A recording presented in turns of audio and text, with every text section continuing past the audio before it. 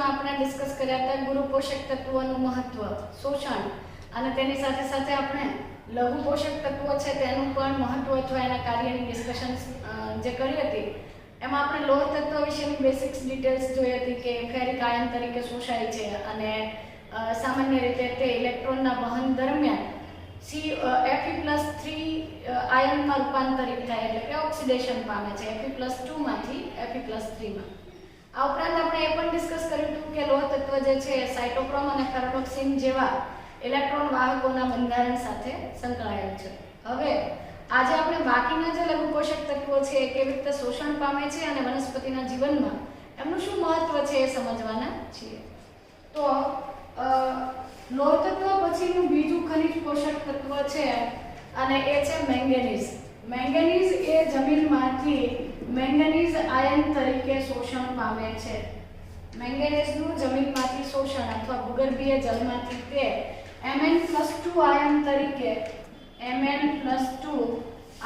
તરીકે એટલે કે મેંગેનીઝ આયન તરીકે તે શોષણ પામે છે અથવા તો શોષાય છે. અને મોટાભાગના ખનિજ પોષક તત્વો એવા જ છે કે જે આયનો સ્વરૂપે અસ્તિત્વ ધરાવે છે અથવા ક્ષારો સ્વરૂપે અને ભૂગર્ભીય જળમાં તે દ્રાવ્ય થઈ ધન કે ઋણ વિજભારિત આયનો સ્વરૂપે એનું શોષણ થાય છે. મેંગેનીઝનું મહત્વ સમજીએ તો મેંગેનીઝ જે છે એ વનસ્પતિની અંદર ચયાપચયની વિવિધ ક્રિયા માટે અગત્યનું છે, પરંતુ તે ખાસ કરીને શ્વસન, પ્રકાશ સંશ્લેષણ અને નાઇટ્રોજન સ્થાપન સાથે સંકળાયેલા કેટલાક ઉત્સેચકોને સક્રિય કરે છે. તો મેંગેનીઝ જે છે એ શ્વસન, પ્રકાશ સંશ્લેષણ તેમજ નાઇટ્રોજન સ્થાપન સાથે સંકળાયેલા શ્વસન, પ્રકાશ સંશ્લેષણ અને નાઇટ્રોજન સ્થાપન સાથે સંકળાયેલા વિવિધ ઉત્સેચકો જે છે એની સક્રિયતા માટે જરૂરી છે, એને સક્રિય કરે છે. શ્વસનની પ્રક્રિયા જે છે એમાં ગ્લાયકોલિસિસ, ક્રેબ્સ ચક્ર અને ઓક્સિડેટિવ ફોસ્ફોરાયલેશન. પ્રકાશ સંશ્લેષણની પ્રકાશ પ્રક્રિયાની અંદર કોઈ ખાસ ઉત્સેચકો નથી, અંધકાર પ્રક્રિયાના કેટલાક ઉત્સેચકો અને નાઇટ્રોજન સ્થાપન સાથે સંકળાયેલા વિવિધ ઉત્સેચકોને સક્રિય કરવાનું કાર્ય મેંગેનીઝ આયનનું છે. આ ઉપરાંત મેંગેનીઝનું સૌથી વધુ મહત્વનું કાર્ય, મેંગેનીઝનું સૌથી ઇમ્પોર્ટન્ટ કાર્ય છે કે તે મેંગેનીઝનું સૌથી અગત્યનું કાર્ય છે કે તે પ્રકાશ સંશ્લેષણ દરમિયાન પ્રકાશ સંશ્લેષણની પ્રકાશ પ્રક્રિયા દરમિયાન પાણીનું પ્રકાશ પ્રેરિત વિઘટન થાય છે અને પાણીનું પ્રકાશ વિઘટન પ્રેરે છે. પાણીનું પ્રકાશ વિઘટન પ્રેરી અને તે ઓક્સિજન મુક્ત કરાવે છે. એટલે કે ઓક્સિજન મુક્ત કરવાની ક્રિયા માટે મેંગેનીઝ અનિવાર્ય છે. તો પાણીનું પ્રકાશ વિઘટન પ્રેરિત કરી અને ઓક્સિજન મુક્ત કરવો એ મેંગેનીઝનું સૌથી મહત્વનું કાર્ય ગણાય છે. આમ તો પ્રકાશ સંશ્લેષણની પ્રક્રિયા આપણે સમજીએ તો પ્રકાશ પ્રક્રિયા અને અંધકાર પ્રક્રિયા. તો પ્રકાશ પ્રક્રિયા દરમિયાન પ્રકાશ વિઘટનની પ્રક્રિયા થાય છે જેમાં પાણીમાંથી હાઇડ્રોજન અને ઓક્સિજન મુક્ત થાય એટલે કે છૂટા પડે છે. તો ઓક્સિજન મુક્ત કરવા માટે 3 ખનિજ તત્વો છે, કેલ્શિયમ, મેંગેનીઝ અને ક્લોરીન એટલે કે ક્લોરાઇડ, Ca+2, Cl-1 અને Mn+2. તો મેંગેનીઝ છે વિવિધ ઉત્સેચકોને સક્રિય તો કરે છે, તેની સાથે સાથે તે પાણીનું વિઘટન કરી ઓક્સિજન રિલીઝ કરાવે એ એનું સૌથી મહત્વનું કાર્ય છે. ચાલો મેંગેનીઝ પછી આપણે એટલું જ અગત્યનું ખનિજ તત્વ સમજીએ, ઝિંક. ઝિંક જે છે એ વનસ્પતિ દ્વારા જમીનમાંથી Zn+2 આયન તરીકે વનસ્પતિઓ દ્વારા શોષણ પામે છે. એટલે કે વનસ્પતિઓ તેને ભૂગર્ભીય જળમાંથી ડાયવેલેન્ટ Zn આયન તરીકે એટલે કે ઝિંકનો દ્વિસંયોજક આયન છે Zn+2 એ સ્વરૂપે એનું શોષણ કરે છે. તો ઝિંક જે છે એ પણ વનસ્પતિમાં ચયાપચયની ક્રિયાઓ માટે અગત્યનું છે, પરંતુ સામાન્ય રીતે ઝિંક જે છે એ કેટલાક ઉત્સેચકોને સક્રિય કરે છે. અને એમાં પણ ખાસ કરીને ઉત્સેચકો અને એ પૈકીનું સૌથી વધારે અગત્યના ઉત્સેચકો છે કાર્બોક્સાઇલેઝ પ્રકારના ઉત્સેચકો. કાર્બોક્સાઇલેઝ પ્રકારના ઉત્સેચકો, ખાસ કરીને કાર્બોક્સાઇલેઝ પ્રકારના ઉત્સેચકો જે છે, કાર્બોક્સાઇલેઝ પ્રકારના ઉત્સેચકોને સક્રિય કરે છે. અને ત્યાર પછી એનું બીજું મહત્વ છે કે ફાઇટોહોર્મોન્સ. ફાઇટોહોર્મોન્સ કોને કહેવાય છે? વનસ્પતિમાં જોવા મળતા અંતઃસ્ત્રાવો અથવા એના growth regulators, plant growth regulators જેને આપણે કહીએ છીએ. આ ફાઇટોહોર્મોન્સ જે છે, વનસ્પતિના અંતઃસ્ત્રાવ જે છે, એ પૈકી ઓક્સિન્સ પ્રકારના અંતઃસ્ત્રાવ જે છે, આ ઓક્સિન્સના સંશ્લેષણ માટે ઝિંક જરૂરી છે. Zn+2 જે છે એ અનિવાર્ય છે અથવા જરૂરી છે. સામાન્ય રીતે ઝિંકના બે અગત્યના કાર્યો છે કે ઓક્સિન્સ એટલે કે વનસ્પતિના અંતઃસ્ત્રાવને નિર્માણમાં ભાગ લે છે અને કાર્બોક્સાઇલેઝ પ્રકારના ઉત્સેચકને સક્રિય કરે છે. તો ઝિંક માટે તમારે ઝ યાદ રાખવાનું છે. ઝિંકનો ઝ, કાર્બોક્સાઇલેઝમાં પણ ઝ અને ઓક્સિનમાં પણ ઝ. તો કાર્બોક્સાઇલેઝ, ઓક્સિન્સ અને ઝિંક, આના પરથી તમને સરળતાથી યાદ રહી જશે કે ઝિંક જે છે Zn+2 તરીકે શોષણ પામે છે. વનસ્પતિમાં ઘણા બધા ઉત્સેચકોને સક્રિય કરે છે, પરંતુ ખાસ કરીને તે પ્રકાશ સંશ્લેષણની ક્રિયામાં કાર્બોક્સિલેશનને ઉત્તેજતા કાર્બોક્સાઇલેઝ પ્રકારના જે ઉત્સેચકો છે, રૂબિસ્કોપેક્ટેઝ, કે જે કાર્બન ડાયોક્સાઇડ ઉમેરી અને પાણી જે છે એની સાથેની પ્રક્રિયાથી કાર્બનિક ખોરાક બનાવવામાં મદદ કરે છે. તો એની સક્રિયતા માટે અને વનસ્પતિની વૃદ્ધિ માટે અનિવાર્ય એવા ઉત્સેચક એટલે ઓક્સિન્સ કે જે કોષ વિભાજન અને વૃદ્ધિની પ્રક્રિયાને ઉત્તેજે છે. તો એ ઓક્સિન્સના સંશ્લેષણ માટે પણ Zn+2 અથવા ઝિંકની હાજરી અનિવાર્ય છે. ચાલો ત્યાર પછી આપણે બાકીના ખનિજ પોષક તત્વોની ચર્ચા કરીએ. તો લઘુ પોષક તત્વો પૈકીનું ચોથું ખનિજ પોષક તત્વ છે કોપર. કોપર જે છે એ વનસ્પતિઓ દ્વારા ક્યુપ્રિક આયન તરીકે એટલે કે Cu+2 આયન તરીકે જમીનમાંથી શોષાય છે. ભૂગર્ભીય જળમાંથી અથવા જમીનમાંથી Cu+2 અથવા ક્યુપ્રિક આયન તરીકે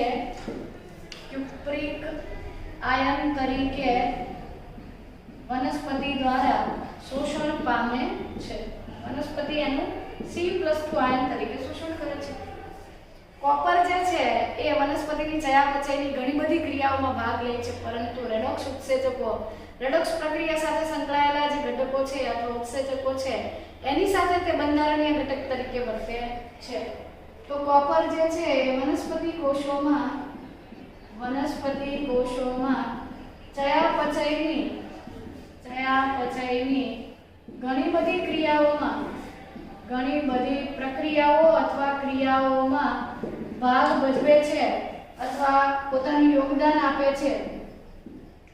બહુ બધી ચયાપચયની ક્રિયામાં કોપર અનિવાર્ય બને છે, પરંતુ જે રેડોક્સ પ્રક્રિયાઓ છે એટલે કે ઓક્સિડેશન અને રિડક્શન થતું હોય, જે ઇલેક્ટ્રોન વારંવાર મુક્ત થતો હોય અને અન્ય ઘટક વડે ગ્રહણ થતું હોય, જે સ્વીકારે છે એનું રિડક્શન ને જે ગુમાવે છે એનું ઓક્સિડેશન.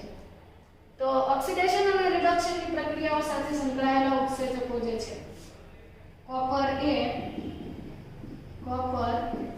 એ રેડોક્સ પ્રક્રિયાઓ સાથે સંકળાયેલા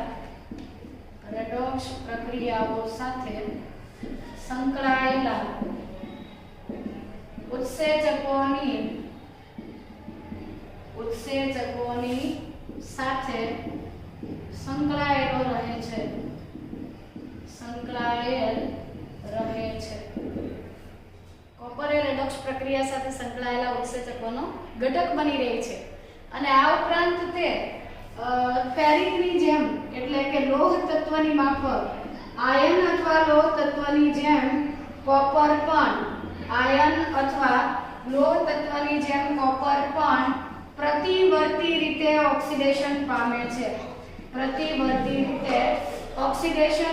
છે અથવા તો ઓક્સિડેશનની પ્રક્રિયા જે છે એમાંથી પસાર થાય છે.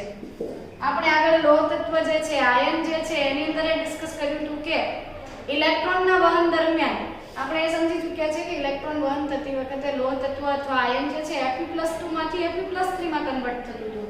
અહીંયા કોપર જે છે એ ક્યુપ્રસ આયનમાંથી ક્યુપ્રિક આયનમાં Cu+1 જે છે એમાંથી Cu+2 માં કન્વર્ટ થાય છે અને એક ઇલેક્ટ્રોન જે છે એ રિલીઝ થાય છે.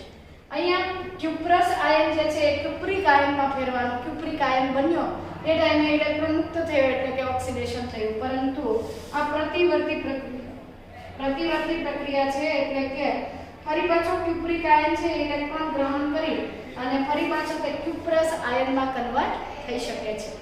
તો આ રીતે લોહ તત્વની માફક કોપર પણ રેડોક્સ ઉત્સેચકોનું ઘટક તરીકે વર્તે છે. બહુ બધી ચયાપચયની ક્રિયામાં ભાગ લે છે અને લોહ તત્વની જેમ કે પ્રતિવર્તી રીતે ઓક્સિડેશન પામી વારંવાર ક્યુપ્રસ આયનમાંથી ક્યુપ્રિક આયન એટલે કે +1 માંથી +2 અને +2 માંથી +1 માં રૂપાંતરિત થતો રહે છે. ત્યાર પછી કોપર નામનું ખનિજ પોષક તત્વ છે. એના પછીનું મહત્વનું લઘુ પોષક તત્વ છે બોરોન. પાંચમું ખનિજ પોષક તત્વ આપણે સમજીશું બોરોન. બોરોન એ જમીનમાંથી વનસ્પતિઓ દ્વારા તે બોરેટ આયનો તરીકે BO3-3 અથવા B4O7-2 આયન તરીકે શોષણ પામે છે. તો સામાન્ય રીતે બોરોન જે છે એ BO3-3 તરીકે શોષાય છે, પરંતુ કેટલાક કિસ્સામાં તે B4O7-2 તરીકે પણ શોષણ પામે છે. બોરોન જે છે એ વનસ્પતિ માટે ખૂબ જ મહત્વ ધરાવતું ખનિજ પોષક તત્વ છે. સામાન્ય રીતે એનું સૌથી અગત્યનું કાર્ય છે કેલ્શિયમના શોષણ અને વપરાશ માટે. કેલ્શિયમ જે છે કેલ્શિયમના શોષણ અને વપરાશ માટે બોરોન અનિવાર્ય છે, એટલે કે એના વગર ચાલતું નથી. કેલ્શિયમ આયન જે છે Ca+2 જે છે એ વનસ્પતિના કોષ વિભાજન માટે અને વિભાજન પામતી કે વિભેદન પામતી પેશીઓ જે છે એના માટે ખૂબ જ મહત્વનું છે. પરંતુ આ જે કેલ્શિયમ આયન છે એનું શોષણ વનસ્પતિ કરે છે મૂળ દ્વારા. કેલ્શિયમ આયનની વનસ્પતિને જરૂર પણ છે, ભૂગર્ભીય જળમાં કેલ્શિયમ પણ છે, પરંતુ જો વનસ્પતિના મૂળના કોષો પાસે બોરોન નહીં હોય તો કેલ્શિયમનું વહન કે વપરાશ થઈ શકતો નથી. આમ જો બોરોનની ત્રુટિજન્ય અસરો થાય, વનસ્પતિમાં બોરોન ન હોય તો ઓબ્વિયસલી વનસ્પતિની અંદર કેલ્શિયમ પણ હાજર રહી શકતો નથી કે એની ઉપયોગિતા થઈ શકતી નથી. તો કેલ્શિયમના શોષણ અને વપરાશ માટે બોરોન જરૂરી છે. આ ઉપરાંત બોરોન જે છે એ પરાગરજના અંકુરણ માટે અનિવાર્ય છે. આપણે આવૃત બીજધારી વનસ્પતિઓનું ડિસ્કશન કર્યું હતું અને આવૃત બીજધારી વનસ્પતિઓ પૈકીની મોટાભાગની વનસ્પતિની અંદર સ્ત્રીકેસરના 3 ભાગ: પરાગાસન, પરાગવાહિની અને બીજાશય. પરાગાસન, પરાગવાહિની તેમજ બીજાશય. પરાગાસન જે છે એના ઉપર પરાગરજ સ્થાપિત થવાની જે ઘટના છે એને આપણે કહીશું પરાગનયન. હવે એક્ચ્યુઅલી આ એક પરાગરજ છે, આ એના ઉપર સ્પોરોપોલેનનું બાહ્ય આવરણ છે અને આ એના જનન છિદ્ર છે. બોરોન આયનોની સાંદ્રતા વધવાથી આ જે પરાગરજ છે એ અંતઃ આવરણનું વિસ્તરણ પ્રેરે છે, કોષરસ પટલનું વિસ્તરણ પ્રેરી અને પરાગ નલિકાને લંબાવે છે. આ પરાગ નલિકા લંબાઈને આ પરાગ વાહિનીમાંથી પસાર થાય છે અને તેની અંદર રહેલો નર જન્યુ જે છે એ પેલા માદા જન્યુને શું કરે છે? ફલિત કરે છે. તો સીધી વસ્તુ છે, જો વનસ્પતિમાં બોરોન નહીં હોય તો પરાગાસન પર પરાગરજ સ્થાપિત થઈ ગઈ, પરાગનયન થઈ ગયું, પરંતુ પરાગનયન પછી પરાગરજનું અંકુરણ થઈ શકતું નથી. પરાગરજનું અંકુરણ થઈ જાય પછી ફલન અને બીજનું નિર્માણ થાય. આથી જો બોરોન ગેરહાજર હોય તો પરાગરજનું અંકુરણ થઈ શકતું નથી. એટલે જ બોરોન જે છે એ ખૂબ જ અગત્યનું પોષક તત્વ છે. આ ઉપરાંત વનસ્પતિ કોષના કોષરસ પટલની ક્રિયાશીલતા માટે કોષરસ પટલની ક્રિયાશીલતા માટે અથવા તો ક્રિયાઓ માટે અગત્યનું છે। એટલે કે વનસ્પતિના કોષો જે છે એની પ્રવેશશીલતા, કોષની અંદર કયા પદાર્થને પસાર થવાની અનુમતિ આપવી અથવા અનુમતિ ન આપવી એ બાબતોનું નિયમન પણ બોરોન દ્વારા થાય છે। આ ઉપરાંત બોરોન જે છે એ કોષ વિસ્તરણ અને કોષ વિભેદન માટે પણ જવાબદાર છે। કોષ વિસ્તરણ એટલે કોષનું ઇલોંગેશન અને વિભેદન એટલે ડિફરન્સિએશન। ઇલોંગેશન એટલે વિસ્તરણ અને ડિફરન્સિએશન નો અર્થ છે વિભેદન। તો ડિફરન્શિએટ થવું એટલે કોઈ ચોક્કસ કાર્ય માટે તૈયાર થવું। સામાન્ય રીતે કોષનું વિભાજન જ્યારે થાય છે ત્યારે એક કોષમાંથી બે કોષો બને। સર્જાયેલા કોષો કદમાં નાના છે, ત્યાર પછી એ વૃદ્ધિ માટેના જરૂરી દ્રવ્યો પ્રાપ્ત કરી અને કદમાં વૃદ્ધિ પામે છે એટલે કે વિસ્તરણ પામે છે। વિસ્તરણ પામી યોગ્ય કદ ધારણ કર્યા બાદ તેઓ કોઈ ચોક્કસ કાર્ય માટે તૈયાર થાય છે અને એ ઘટનાને આપણે કહેતા હતા ડિફરન્સિએશન એટલે કે વિભેદન। તો વિસ્તરણ અને વિભેદન, ઇલોંગેશન અને ડિફરન્સિએશન જે છે આ પ્રક્રિયાઓ થવા માટે કોષની અંદર બોરોન આયન હોવા અનિવાર્ય છે। આ ઉપરાંત કાર્બોદિત જે છે, કાર્બોદિતના સ્થળાંતરણ માટે અથવા આપણે એવું કહી શકીએ કે શર્કરાના વહન માટે જરૂરી છે। તમે જાણો છો કે વનસ્પતિના કોષોમાં પર્ણના ભાગમાં હરિતકણ હોવાથી ત્યાં પ્રકાશ સંશ્લેષણની પ્રક્રિયા થાય છે। પ્રકાશ સંશ્લેષણની પ્રક્રિયાથી તૈયાર થયેલો કાર્બનિક ખોરાક મોટા ભાગે કાર્બોદિત સ્વરૂપે હોય છે અને આ કાર્બનિક ખોરાક જે છે એનું પર્ણના ભાગોથી મૂળ અને અન્ય ભાગો તરફ વહન કરવા માટે બોરોનની હાજરી અગત્યની છે। તો આ થઈ ગયું બોરોનનું મહત્વ કે એ BO3 -3 તરીકે અથવા B4O7 -2 આયન તરીકે શોષણ પામે છે। કેલ્શિયમ આયનના વપરાશ અને શોષણ બંને માટે તે અગત્યનું છે। પરાગરજના અંકુરણ માટે વનસ્પતિ કોષના કોષરસ પટલની ક્રિયાશીલતા એટલે કે કોષરસ પટલ અથવા રસસ્તર જે છે એની જે ક્રિયાઓ છે, સામાન્ય કાર્યો છે કે સામાન્ય ક્રિયાઓ જે છે આ સામાન્ય ક્રિયાઓ કે કાર્યો માટે બોરોન અગત્યનું છે। અધરવાઇઝ કોષરસ પટલ જે છે એ પોતાના કાર્યો કરી શકતું નથી અથવા સારી રીતે પૂરા નથી કરી શકતું। ત્યાર પછી કોષ જે છે નવા સર્જાયેલા વિભાજનથી સર્જાયેલા નવા કોષોના વિસ્તરણ અને વિભેદન માટે જરૂરી છે અને પ્રકાશ સંશ્લેષણથી તૈયાર થયેલો જે કાર્બનિક ખોરાકનો જથ્થો છે એને પર્ણ સિવાયના ઘટકો સુધી અથવા તો વિવિધ અંગો સુધી સ્થળાંતરિત કરવા માટે પણ બોરોન આયનો જે છે અથવા બોરોન ખનિજ તત્વ છે એ અગત્યનું છે। ત્યાર પછી બાકીના બે લઘુ પોષક તત્વો એટલે કે મોલિબ્ડેનમ અને ક્લોરીન। તો મોલિબ્ડેનમ જે છે, મોલિબ્ડેનમ એ વનસ્પતિ જમીનમાંથી મોલિબ્ડેટ આયનો તરીકે શોષે છે અને મોલિબ્ડેટ આયનો જે છે એ સામાન્ય રીતે વનસ્પતિ દ્વારા શોષાતા મોલિબ્ડેટ આયનો એટલે કે MoO2+2 તરીકે શોષાય છે। એમ તો બેસિકલી મોલિબ્ડેનમ પરનો વીજભાર MO+6 છે અને ઓક્સિજન પરનો -2 છે। બે વખત -2 એટલે -4 કરશો તો બે વખત ઓક્સિજન લેશો તમે એટલે એનું સંતુલિત કરીને MoO2+2 થશે। મોલિબ્ડેટ આયનો તરીકે મોલિબ્ડેનમનું શોષણ થાય છે અને સામાન્ય રીતે તે વનસ્પતિમાં નાઇટ્રોજન ચયાપચય સાથે સંકળાયેલા વિવિધ ઉત્સેચકો જે છે, નાઇટ્રોજન ચયાપચયની સાથે સંકળાયેલા અલગ અલગ ઉત્સેચકો જે છે, વિવિધ ઉત્સેચકો જે પૈકીના મુખ્ય બે ઉત્સેચકો છે, એક તો છે નાઇટ્રોજિનેઝ અને બીજો ઉત્સેચક છે નાઇટ્રેટ રિડક્ટેઝ। નાઇટ્રોજિનેઝ અને નાઇટ્રેટ રિડક્ટેઝ આ બે ઉત્સેચકો છે એની ક્રિયાશીલતા માટે અથવા એના યોગ્ય કાર્ય પૂર્ણ થવા માટે મોલિબ્ડેનમ આયન જે છે એ જવાબદાર છે।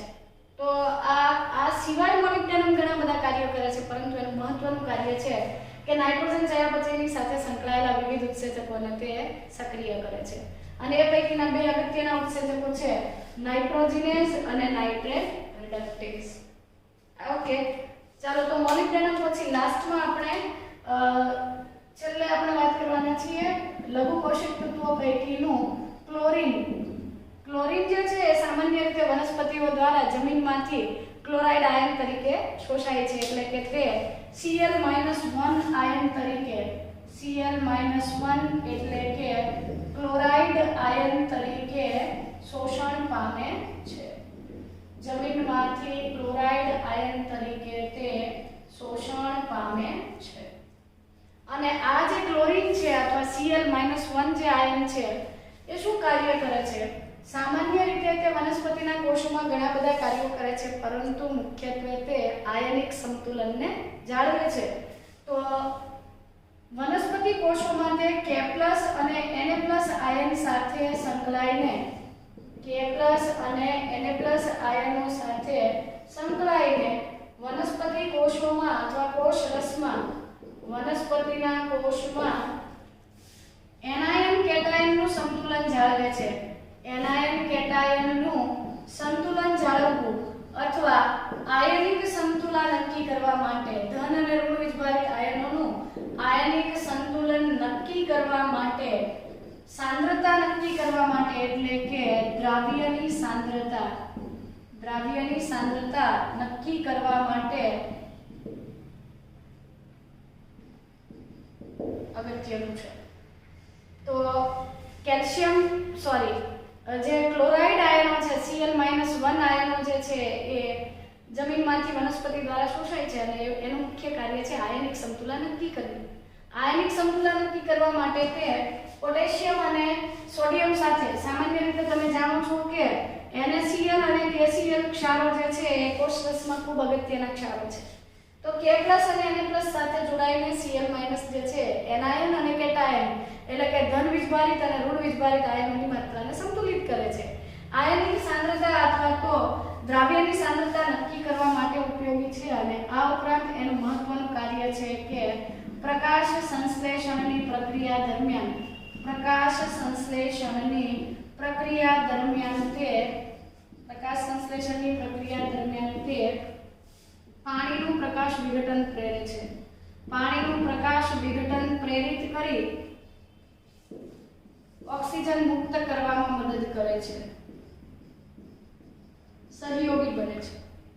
આમ લઘુ પોષક તત્વો અને ગુરુ પોષક તત્વો બંનેની ચર્ચા સમજ્યા પછી આપણે એટલું કહી શકીએ કે ગુરુ પોષક તત્વો છે 10 મિલીમોલ પર કિલોગ્રામ શુષ્ક વજનના, જે 1 કિલોગ્રામ શુષ્ક વજન છે એમાંથી 10 મિલીમોલ પર કિલોગ્રામ જેટલી અગત્યતા ધરાવતા તત્વો છે અથવા એનાથી વધારે મહત્વ. માત્રાની દ્રષ્ટિએ ગુરુ પોષક તત્વોનું મહત્વ વધારે છે કારણ કે એ વધારે જથ્થામાં છે, પરંતુ લઘુ પોષક તત્વો ભલે ઓછી માત્રામાં જરૂરી છે, પરંતુ જો એ નથી તો એનું કાર્ય બીજા કોઈ ખનિજ પોષક તત્વો કરી શકતા નથી. આથી જેટલા લઘુ પોષક તત્વો અગત્યના છે કાર્યની દ્રષ્ટિએ, એટલા જ ગુરુ પોષક તત્વો. અને માત્રાની દ્રષ્ટિએ ભલે બંને એકબીજાથી જુદા છે, પરંતુ ગુરુ પોષક તત્વો વધુ પ્રમાણમાં હોવા છતાં લઘુ પોષક તત્વના કાર્યને રિપ્લેસ નથી કરી શકતા. એટલે કે લઘુ પોષક તત્વની ત્રુટિની અસરો તમે ગુરુ પોષક તત્વ ઉમેરી અને દૂર નથી કરી શકતા. એટલે કે તેઓ ખૂબ જ વિશિષ્ટ છે અને તેઓ વનસ્પતિના કોષની ચયાપચયની વિવિધ ક્રિયાને નિયંત્રિત કરવામાં ખૂબ મહત્વનું યોગદાન આપે છે. આથી લઘુ પોષક તત્વો પણ વનસ્પતિ માટે ગુરુ પોષક તત્વો જેટલા જ અગત્યના છે.